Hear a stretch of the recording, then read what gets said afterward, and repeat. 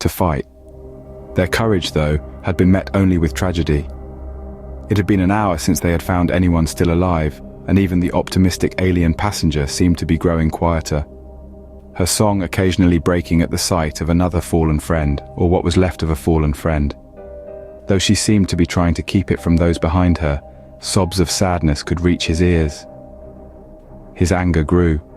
He felt hatred now, pure black and sick hatred. If he let it get to him, he could feel it boiling in his skull, behind his eyes. None should cause this level of pain and suffering. None. The plasma was beginning to cut through the center of the door, and Yatali found she was armed with a gun that might as well be a useless brick. Perhaps she could bludgeon one of the pirates to death with it before they ripped into her and ate her alive. Her tail shivered in terror. On the outside, she continued to sing a low hum of bravery, but she knew that she wasn't fooling anyone into false hope. Her children were behind her, though, and she would not let her spawn to the stars die before she went down protecting them. As she glanced back at them, her song grew. They tended the wounded and draped shreds of scaled cloth over the faces of the dead. Her crew held determined eyes towards her as she continued to sing. They would stay with their shipmaster to the last. This was the way of their people. The doors began to keel inwards under strain as the plasma cut through the final remaining barrier between her crew and certain death.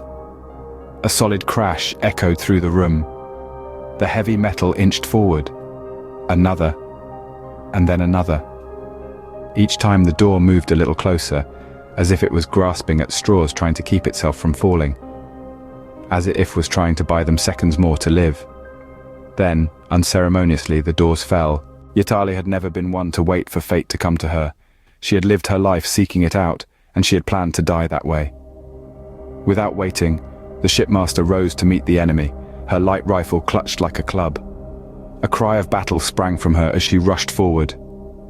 Out of the fog of the plasma breach, an enemy stepped into her view, and she swung with all her might. A solid crack rewarded her effort, and she turned to the next figure, spinning with the impact, to try for a second hit. Her target seemed to expect this, though, because the creature ducked low to respond with a double-edged blade. Parrying with a grunt of effort, she caught the weapon with her rifle and hit the creature in the jaw with its butt, then the barrel, then the butt again. Taking advantage of its surprise at such a maneuver, she rammed its chest with the barrel like a spear. It screamed in pain but did not fall.